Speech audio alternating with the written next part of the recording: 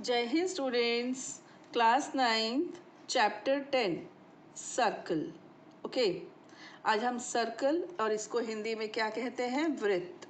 ठीक है, आज हम ये अध्याय वृत्त अध्याय शुरू करने जा रहे हैं। ठीक है, तो वृत्त क्या होता है, कुछ नया नहीं है, लेकिन अब हम उसको बहुत प्रॉपर तरीके से गणितीय रूप में सीखेंगे। और जो वृत्त है बेटा, ये 9th में, 10th में, 11th में, 12th में, यहाँ तक तो मुझे अच्छे से मालूम है कि आपको यूज़ करना पड़ेगा। ठीक है, अगर आप मैथ्स लेते हैं तो सबसे पहले कि वृत्त होता क्या। जब हम बहुत सारी पढ़ाई कर लेते हैं और जब हमसे बहुत बारीक बात पूछी जाती है ना, हम वहाँ अटक जाते हैं। हमको सब मालूम है, फॉर्मूले ये वो सब कुछ, बट कोई पूछे सर्कल क्या है, डेफिनेशन ही नहीं मालूम। तो ये हम पर हमारी कमज़ोरी नहीं होनी चाहिए। तो आज हम बहुत बारीकी से आपको बताएंगे कि सर्कल क्या है। ये बताइए मुझे, ये मेरी चूड़ी है, क्या ये सर्कल है? आप बोलोगे हाँ मैम है ना, ये सर्कल है। ठीक है, तो फिर बेटा ये क्या है? ये भी सर्कल है, वो भी सर्कल, ये भी सर्कल। ये तो अंदर से फिल है, वो तो अंदर से एम्प्टी था, खाली था वो तो, है ना। ये क्या है? ये भी सर्कल है। ये क्या है? ये भी सर्कल है। तो फिर वो क्या है? ये भी सर्कल है। कंफ्यूजन हुआ ना, आखिर में सर्कल है क्या? और अगर ये सर्कल है तो फिर ये क्या है? ठीक है ना, इसमें तो बाउंड्री के साथ साथ इंटीरियर भी है, पूरा रीजन है ये तो अब मैं इस चीज़ को आपको समझा रही हूँ। सबसे पहले तो ये कि बेटा सर्कल ये है, ये दिस इज सर्कल। ठीक है, और ये क्या है? ये सर्कुलर रीजन है। सर्कुलर रीजन मतलब वित्तीय क्षेत्र। वित्तीय क्षेत्र। अगर मैं कहूँ कलर द सर्कल, इस सर्कल को कलर करो, तो आप कैसे करोगे? नहीं कर पाओगे। कहाँ कलर करोगे? बाउंड्री पे थोड़ी कोई कलर करता है। यहाँ पर बोलूँगी कलर करो, इसका मतलब इसके एरिया को आप कलर करो, ये मेरा मतलब है। तो ये वृत्त है, गॉट इट। और ये क्या है? ये वृत्तीय क्षेत्र है, हिंदी में कहते हैं सर्कुलर रीजन। ये सर्कुलर रीजन है। ठीक है, गोलीय, पूरा गोल जैसा है, और ये एरिया है पूरा। तो ये दो बातें हो गई। अब इसकी डेफिनेशन। डेफिनेशन क्या है? एक पॉइंट होता है, आप अपना कंपास ओपन करते हो, वहाँ पर उसकी नीडल रख देते हो, और फिर जितना भी चाहे आपकी मर्जी है उतना ओपन करके ऐसे घुमा देते हो, सर्कल बन जाता है। ये बन गया सर्कल। ठीक है, तो ये जो सर्कल है, ये चीज़ जो है, ये बाउंड्री है ना। और इसे किससे मिलकर बनी है? अनंत बिंदुओं से, बहुत सारे पॉइंट्स से मिलकर बनी है।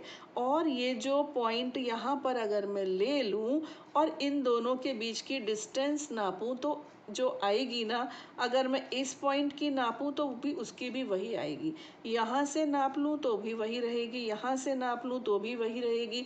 कुल मिलाकर इस सर्कल पर जितने भी पॉइंट्स होंगे ना बेटा, वो सब इस पॉइंट से बराबर दूरी पर होंगे। ठीक है, तो एक परिभाषा ऐसे बनती है, एक तल पर उन सभी बिंदुओं का समूह जो तल के एक स्थिर बिंदु से एक स्थिर दूरी पर स्थित हो, एक वृत्त कहलाता है। इन सभी बिंदुओं का समूह जो एक स्थिर बिंदु से स्थिर दूरी पर हैं। The collection of all the points in a plane which are at a fixed distance from a fixed point in the plane is called a circle. The collection of all the points in a plane, एक समतल के सारे points which are at a fixed distance or from a fixed point, एक fixed point से एक fixed distance पर। अब बताने की ज़रूरत नहीं है, तो आपको मालूम है कि ये fixed point क्या कहलाता है? सेंटर यानी केंद्र, है ना। और ये जो फिक्स डिस्टेंस है, ये क्या कहलाती है? त्रिज्या यानी रेडियस। ये रेडियस, ये सेंटर। इतना तो आपको पहले से आता है। इसी सर्कल की बेटा एक और डेफिनेशन भी बन सकती है। अब मैं क्या करूं, मैं सोचूं कि एक पॉइंट है, चलो मैं दोबारा बनाती हूं। एक पॉइंट है P, ठीक, एक पॉइंट है O, और इन दोनों के बीच की डिस्टेंस है R। ठीक, अब मैं P को बोल रही हूँ बेटा घूमो, घूमो, तुमको बोल रही हूँ मैं जाओ घूमो, लेकिन घूमने का एक नियम है। आप जहाँ भी जाओगे ना, इस पॉइंट से आपकी डिस्टेंस हमेशा आर ही रहनी चाहिए। मान लीजिए घोड़ा है, घोड़े को मैंने रस्सी से बांध दिया, तो वो कितनी दूरी की घास चरेगा, ये बाउंड्री इतना ही एरिया वो चर पाएगा, है ना। तो जितना उस आपको मैं बोल रही हूँ कि आप चलो, बट आपकी ओ से डिस्टेंस आर ही रहनी चाहिए। तो आप इधर नहीं आ सकते, इधर आओगे ना तो आर से कम हो जाएगी। आप उधर भी नहीं जा सकते, इधर जाओगे तो आर से ज़्यादा हो जाएगी। फिर आप कैसे चलोगे, ऐसे, यहाँ से नाप के देखोगे आर है बाकायदा, फिर ऐसे चलोगे, फिर नाप के देखोगे हाँ जी आर है, ऐसे चलोगे, है ना। तो वो रास्ता फिर क्या होगा, वो भी एक सर्कल ही तो होगा। अब देखो हाथ से तो बनाना मुश्किल है, लेकिन लगभग बन गया लगभग, है ना। इसको छोड़ दो, लगभग सर्कल बन गया। तो ये है एक और डेफिनेशन, ठीक है। पहले मैं इसको पढ़कर सुना रही हूँ, फिर इस पर हम डिस्कशन करेंगे। Circle is a path, path यानी locus. Circle is a path of a point P which moves in such a way that its distance from a fixed point O remains constant. वृत्त एक चलायमान बिंदु P का बिंदु पथ है जो इस प्रकार चलता है कि इसकी एक स्थिर बिंदु O से दूरी निश्चित होती है। Got it. तो अब आपके पास दो डेफिनेशंस आ गई, इंग्लिश वाले ये दो डेफिनेशंस, हिंदी वालों के लिए ये दो। अब आपसे कोई भी पूछे ना कि व्हाट इज सर्कल, आप आराम से बता सकते हो। क्लियर। अच्छा ठीक है। अभी मैंने जब आपको ट्रायंगल पढ़ाया था, त्रिभुज, तब भी मैंने आपसे एक बात कही थी कि जो त्रिभुज है ये आपके प्लेन को, प्लेन क्या होता है बेटा, समतल हिंदी में बोलते हैं। वो होता क्या है, जहाँ पर हम वर्क कर रहे हैं। जैसे इस समय मेरे रजिस्टर का ये वाला पेज जो है ना बेटा, ये मेरा प्लेन है। आप अब जिस कॉपी में कर रहे हो वो आपका प्लेन है। उस प्लेन को वो ट्रायंगल 3 हिस्सों में बांट रहा था। ऐसे ही यहाँ पर सर्कल है। ये जो सर्कल है ना, ये सर्कल इस प्लेन को यानी मेरे रजिस्टर को 3 हिस्सों में बांट रहा है। वो 3 हिस्से कौन कौन से हैं। पहला हिस्सा है, इसको हम कहते हैं इंटीरियर, इंटीरियर, ठीक है। और हिंदी में कहते हैं अभ्यंतर, अच्छा शब्द है अभ्यंतर, अभ्यंतर यानी इंटीरियर, अंदर। तो ये इंटीरियर कैसे पता चलता है, अभी मैं एक पॉइंट रख रही हूँ यहाँ पे Q, और दिखने में तो आपको समझ में आ रहा है कि इंटीरियर में, इसके अंदर है, लेकिन डेफिनेशन से कैसे पता चलेगा। अगर ये पॉइंट O है, O से Q की डिस्टेंस, ये जो डिस्टेंस है, ये इसकी जो रेडियस है ना R, R से कम है। अगर किसी पॉइंट की सेंटर से दूरी त्रिज्या से कम है, रेडियस से कम है, तो वो कहाँ है, इसका मतलब अभ्यंतर में। आपने आँख पे पट्टी बांधी हुई है, आपको इसका रेडियस पता है 7 है। मैंने आपको बोला आर पॉइंट कहाँ होगा, अगर RO 5 है तो आप फटाफट बोल दोगे कि अंदर होगा, क्योंकि 7 से कम है ना। सिंपल हो गया। बाहर होता कोई पॉइंट S है, बाहर है, तो इसकी पहचान क्या है बेटा, इसकी जो OS होगी ना, ये डिस्टेंस, ये R से ज़्यादा होगी, ठीक है ना। OS R से ज़्यादा होगी और OQ R से कम होगी। इससे डिसाइड होगा कि ये बाहर है कि अंदर है। जो बाहर का पोर्शन होता है ना, इसको बोलते हैं एक्सटीरियर, ओके। और हिंदी में कहते हैं बहिर्भाग, बहिर्भाग, बाहर का भाग, ठीक। ये बहिर्भाग एक्सटीरियर, ये इंटीरियर अभ्यंतर। एक हो गई इसकी बाउंड्री। ऐसा भी तो हो सकता है कि कोई पॉइंट एग्जैक्ट बाउंड्री पर हो, PQRST ले लेती हूँ मैं T। अब ये OT क्या है, OT इज एग्जैक्टली R। इसका मतलब T is on the circle, ये ऑन द सर्कल है, सर्कल के ऊपर है, ठीक है। ये एक्सटीरियर में है, ये इंटीरियर में। बहुत बारीक सी बात थी, बट ठीक है, मैंने आपको उसको बहुत अच्छे से समझा दिया। अब मैंने आपको क्या क्या बता दिया, एक तो सर्कल की डेफिनेशन समझ में आ गई है आपको, फिर दूसरा आपको रेडियस पता है, आपको सेंटर पता है, आपको इंटीरियर एक्सटीरियर और ऑन द सर्कल पता है। 3-4 चीज़ें आपको मालूम चल गई हैं। अब हम आगे की एक नेक्स्ट चीज़ पढ़ते हैं, वो ये है कि इस सर्कल की बाउंड्री पर मैं कोई भी 2 पॉइंट्स ले लूँ, एक का नाम रख दिया A और दूसरे का रख दिया B, और इसको मैं स्केल की हेल्प से जॉइन कर दूं, ठीक। तो ये क्या आ गया बेटा, ये आ गया एक लाइन सेगमेंट, है ना, रेखाखंड। ये जो ए बी है ना, इसको हिंदी में कहते हैं जीवा और इंग्लिश में कहते हैं कॉर्ड। चौड़ नहीं है, ये कॉर्ड है, ठीक है। कई बच्चे इसको चौड़ बोल देते हैं, चौड़ नहीं है, इट इज कॉर्ड। ओके, तो व्हाट इज कॉर्ड? कोई पूछे जीवा क्या है, तो आप बोलोगे कि इस वृत्त के किन्हीं दो बिंदुओं को जोड़ने वाला रेखाखंड, a line segment joining any two points of the boundary of the circle. Got it? तो ये जो दो पॉइंट्स को जोड़ने वाला जो रेखाखंड है ना, ये क्या कहलाता है? जीवा। ठीक।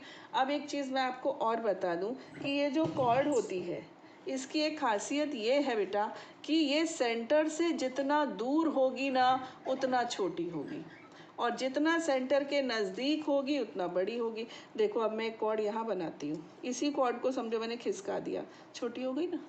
और दूर खिसका दूँ, सेंटर से और दूर ले जाऊँ, ये लीजिए और छोटी हो गई। हाँ, अब सेंटर की तरफ ले जाती हूँ, देखिए बड़ी, आपको समझ में तो आई गया होगा, है ना। ये बड़ी हो गई ना, देखो ए बी से बड़ी आ गई ये वाली, और ऊपर ले लिया, ये और बड़ी आ गई। सेंटर से ले लेते हैं, सेंटर से, केंद्र से जा रही है, सबसे बड़ी है ये। और ऊपर जाओगे फिर छोटी हो जाएगी, फिर और ऊपर जाओगे और छोटी हो जाएगी। तो कुल मिलाकर कहने का अर्थ है कि जीवा जो होती है ना, कॉर्ड, केंद्र से जितना दूर जाएगी उतना छोटी होगी, केंद्र से केंद्र की तरफ आएगी बड़ी होती जाएगी, और अगर वो सेंटर से गुजरने लग जाए तो वो लॉन्गेस्ट होगी, सबसे लंबी। ठीक। ये जो सबसे लंबी कॉर्ड होती है ना, इसका नाम क्या है? डायमीटर। ठीक है, ये भी आप पहले से जानते हो, व्यास बोलते हैं इसको। तो जो सबसे लंबी जीवा होती है वो कॉर्ड कहलाती है। Chord means diameter. Got it? और भी बहुत सारी चीज़ें हैं, मैं यही नहीं समझ पाती हूँ कि पहले क्या बताऊँ और बाद में क्या बताऊँ। खैर, अभी कोई व्यास की डेफिनेशन पूछे तो आप बोल देना कि diameter is the longest chord that passes through the centre. व्यास वृत्त की सबसे लंबी जीवा होती है जो केंद्र से होकर गुजरती है। ठीक है, चलिए इतना हो गया। इसके बाद अब ये जो दो पॉइंट्स है ना, ए और बी, अगर ये सर्कल की बाउंड्री को कट करते, देखो ये ऐसे कट करते, अभी तो क्या किया, ए को बी को आपने सर्कल से एक स्ट्रेट लाइन से जोड़ दिया, ए और बी को। अगर ये बाउंड्री के दो हिस्से कर देते, चलिए मैं ट्राई करती हूँ। ये मेरी चूड़ी है ना, ये सर्कल है ना, आपको पता है ये सर्कल है, इसको मैं तोड़ती हूँ। लीजिए, ये ईच पार्ट क्या कहलाता है? This is known as arc. ये है, समझो ये सर्कल है, हालांकि रेडियस में फर्क होगा, थोड़ा थोड़ा बराबर है, ये सर्कल है। ठीक है, अब एक पॉइंट यहाँ पर ये ए है, एक पॉइंट ये बी है। अब इस ए बी से मैंने इसको तोड़ दिया।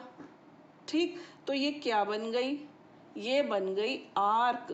कभी भूलना नहीं, ये आर्क है बेटा। Got it? ये आर्क। अब आर्क भी दो तरह की होती है, एक छोटी एक बड़ी, है ना। तो ये माइनर आर्क, ये मेजर आर्क। तो ये जो अपनी आर्क है, आर्क यानी क्या? चाप। तो चाप दो होती हैं, एक चाप होती है लघु चाप और एक होती है दीर्घ चाप। लघु चाप, दीर्घ चाप, इतना क्लियर हो गया बच्चों, है ना। लघु और दीर्घ क्लियर हो गया। अब कॉर्ड और आर्क में डिफरेंस अगर हमको लिखना हो, दिखाना हो लिख के, तो मैंने लिख दिया बेटा ए बी। ठीक है, अब कैसे पता चलेगा ये ए बी कॉर्ड है कि ए बी आर्क है? आप ए से बी तक ऐसे सीधे चल के आए हो या ऐसे घूम के चल के आए हो, कैसे पता चलेगा, है ना। तो इसके लिए अगर ऐसे लाइन लगी है, इसका मतलब कॉर्ड है। ठीक है, और अगर ऐसे लगी है, इसका मतलब ये आर्क है। आर्क मतलब चाप। ठीक है, और कॉर्ड मीन्स जीवा। तो ये इसका पहचान है। एक बात और, अगर ए बी है, अब इससे ये कैसे पता चलेगा कि ये वाला ए बी है कि ये वाला ए बी है कि नहीं? ए बी बोल दिया, कैसे पता चलेगा माइनर है कि मेजर है? इसके लिए क्या करो, यहाँ पर एक्स लिख दो। तो अब तुमने अगर ऐसे लिख दिया ए एक्स बी, तो तो हम समझ जाएंगे कि आप इस छोटे रास्ते से चलकर गए हो, ये माइनर आर्क है। अगर यहाँ एक पॉइंट लिख दो y, अगर आपने लिख दिया A Y B, arc A Y B mention कर दी, तो हम समझ जाएंगे कि आप बड़े रास्ते से चलकर आए हो, यानी कि आप मेजर आर्क की बात कर रहे हो। इतना समझ में आ गया? अब अगर ये जो आर्क है ये बिल्कुल बीच में से कटती, बीच में से तो नहीं कटी, ये बड़ी है ना, ये बड़ी, अगर ये बिल्कुल यहाँ से बीच में से कटती और इधर आती है ना, बिल्कुल आधी आधी हो जाती, माइनर मेजर नहीं होती, इक्वल होती, तो फिर पता है क्या होता है, वो आर्क सेमी सर्कल की आर्क कहलाती है। अर्धवृत्त यानी यहाँ से लेके यहाँ तक बिल्कुल आधा, और यहाँ से यहाँ लेकर यहाँ तक बिल्कुल आधा, हाफ, तो ये क्या कहलाती है, ये कहलाती है आर्क ऑफ सेमी सर्कल। उसके एंड पॉइंट्स जो होते हैं ना, एंड पॉइंट्स, वो डायमीटर के एंड पॉइंट्स होते हैं। ये जो व्यास है, व्यास के जो अंत बिंदु होते हैं, समझो ये मैं पी क्यू ले लेती हूँ थोड़ी देर के लिए, पी क्यू होते हैं, या एम एन कुछ भी ले लो, ये जो इसके अंत बिंदु होते हैं ना, किसके, व्यास के, यही जीवा के भी होते हैं, तब वो अर्धवृत्त की जीवा कहलाती है। यानी आर्क के एंड पॉइंट्स और डायमीटर के एंड पॉइंट्स कोइंसाइड करते हैं, तो वो जो आर्क होती है ना, वो सेमी सर्कल की आर्क कहलाती है। ठीक है, अब थोड़ी सी चीज़ पहले एक सीख लेते हैं, फिर एक आगे की चीज़ पढ़ेंगे। एक छोटी चीज़ ये बेटा कि जो डायमीटर है ना, डायमीटर क्या है, डायग्राम में पी क्यू है, हाँ, तो ये P से O और O से Q ऐसे है कि नहीं, देखो PO प्लस OQ, यानी ये डायमीटर है PQ, तो PO प्लस OQ हो गया। PO क्या है, रेडियस, OQ भी क्या है, रेडियस, इसका मतलब diameter is equal to twice of radius. Got it, जो व्यास है वो त्रिज्या का डबल है, दुगना है। गॉट इट, इतना समझ में आ गया। और एक चीज़ कि अब अगर मेरे को परिधि नापनी हो, परिमाप, पेरीमीटर, ठीक है, इधर क्या होता है सर्कल में, पेरीमीटर, इसको हिंदी में हम परिमाप कहते हैं, है ना, यहाँ पर सर्कल में आके इसका नाम बदल जाता है। सर्कल में इंग्लिश में कहने लगते हैं सरकमफरेंस, सरकमफरेंस, और हिंदी में कहने लगते हैं परिधि। ये सर्कल के लिए इसके नाम अलग हैं। अब ये सरकमफरेंस या परिधि हम कैसे नापते हैं, यहाँ पर एक काम करो, एक धागा लगा दो और धागे को बिल्कुल टाइट ऐसे लगाते जाओ, घुमाते जाओ घुमाते जाओ, और यहाँ पे लाके कट कर दो, धागा आ गया आपके पास। अब उस धागे को लंबा खोल लो और नाप लो। लेकिन ऐसे कौन करता है, ऐसे कोई नहीं कर सकता। एग्ज़ाम में क्या धागा लेके जाओगे आप, नहीं ना, तो फिर क्या होना चाहिए, फिर एक फार्मूला होना चाहिए। फार्मूला कहाँ से आया, कैसे आया, बहुत बड़ी चर्चा है उसके ऊपर। अभी हाल फिलहाल आप सिर्फ फार्मूला सीखोगे और वो आपको पहले से भी आता है। सरकमफरेंस यानी कि परिधि का फार्मूला होता है 2πr। ओके, यहाँ पर पाई क्या है, पाई है 22/7, पाई की वैल्यू है 22/7। कई बार पाई की वैल्यू 3.14 भी देते हैं, वो बुक के क्वेश्चन में दे देते हैं साथ में कि ये लेना है या ये नहीं देते, तो हम तो फिर यही लेते हैं। तो ये हो गया, है ना। अब ये 2r क्या है, बताओ जल्दी से, 2r अब ये भी सीखा ना, 2r क्या है, d है, तो क्या हम इस 2r की जगह d नहीं लिख सकते, तो c is equal to d pi, बोलो, 2r को कंबाइंड कर दिया, डी पाई। कोई पूछे पाई क्या है, तो आप क्या बोलोगे, c/d, यानी कि सरकमफरेंस अपॉन डायमीटर, परिधि बटे व्यास, क्या है आपका, पाई। ठीक है, चलिए अब मैं आपको दो चीज़ें और बता रही हूँ बेटा, और उसके बाद हम अपनी एक्सरसाइज प्रेम पूर्वक शुरू कर सकते हैं। वो दो चीज़ें क्या है, वो ध्यान से सुनो। वो पहली चीज़ है, जैसे कि मैंने दो सर्कल आपके लिए काट के रखे हैं, ठीक है। अब मैं इसमें एक सर्कल में बेटा वो बना रही हूँ कॉर्ड, व्यास नहीं, जीवा सॉरी, कॉर्ड बना रही हूँ, ठीक है। देखता सीधी बन जाए, टेढ़ी अक्सर हो जाती है। ये रही आपकी कॉर्ड, ठीक। अब इस कॉर्ड ने क्या किया, बताओ ज़रा क्या किया इस कॉर्ड ने, इस कॉर्ड ने ये जो रीजन था ना वृत्तीय खंड क्या था बेटा?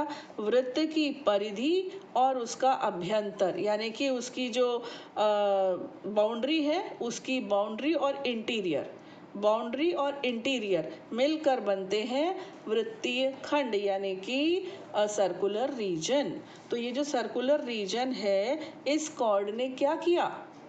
इस सर्कुलर रीजन के दो टुकड़े कर दिए, है कि नहीं? अब इनको मैं काट कर अलग कर दूं। मैं बिल्कुल सेंटर से काट रही हूँ कि थोड़ा पिंक पोर्शन इधर रह जाए, थोड़ा पिंक पोर्शन उधर आ जाए। ये लीजिए, मैंने कट कर दिया। ठीक है, तो ये क्या बन गए? ये कहलाते हैं वृत्तखंड। इन्हें हम कहते हैं वृत्तखंड। और इसको जो है इंग्लिश वाले बोलेंगे सेगमेंट। ये कहलाते हैं सेगमेंट। बोलो बच्चों, समझ में आ गए? सेगमेंट क्या होते हैं? अब मैं आपको बोलकर दिखाती हूँ, पहले इंग्लिश में। अ cord divides the area of the circle into two parts and each part is called the segment. A chord divides the region of the circle into two parts and each part is known as segment. ठीक है, समझ में आया? अब इसमें भी देखो बेटा, एक बड़ा है एक छोटा है ना? एक बड़ा है एक छोटा है, तो अब इसको भी वही नाम दे देंगे। एक का नाम होगा मेजर सेगमेंट, मेजर। अब इसमें MEASURE वाला मेजर नहीं है, ये मेजरमेंट नहीं हो रहा है, ये मेजर यानी बड़ा है। और इसको क्या बोलेंगे? माइनर। ये मेजर सेगमेंट, ये माइनर। और हिंदी वाले बोलते हैं इसको दीर्घ वृत्तखंड, ठीक है। और इसको बोलते हैं लघु वृत्तखंड। भूलना नहीं वृत्तखंड क्या होता है।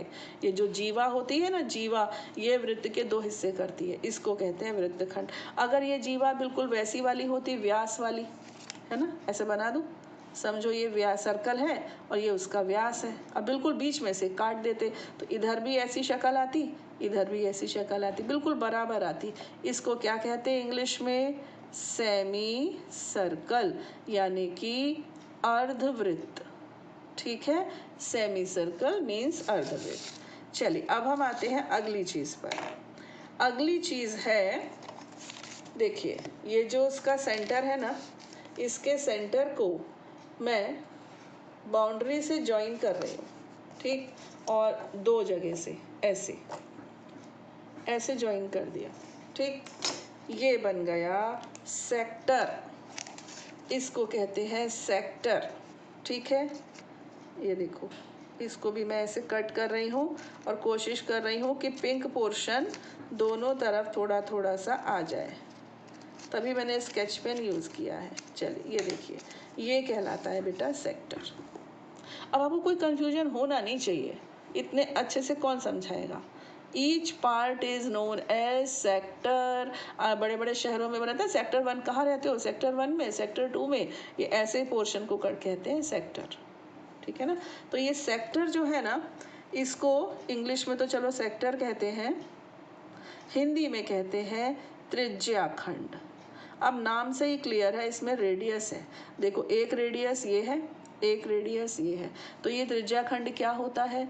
एक होती है आर्क और दो होती हैं रेडियस। ये देखो, ये है, एक आर्क है और दो रेडियस है। तो आर्क, ये देखो मैं लिख देती हूँ यहाँ पर, आर्क यानी चाप, और ये रेडियस, तो दो त्रिज्या और एक चाप, ठीक है। दो त्रिज्या और एक चाप से मिलकर जो बनता है ना, जो रीजन, जो वृत्तखंड जो होता है, उसको हम कहते हैं सेक्टर, ठीक है। तो अभी क्लियर हो गया ये चीज एकदम से। इसको क्या बोलेंगे?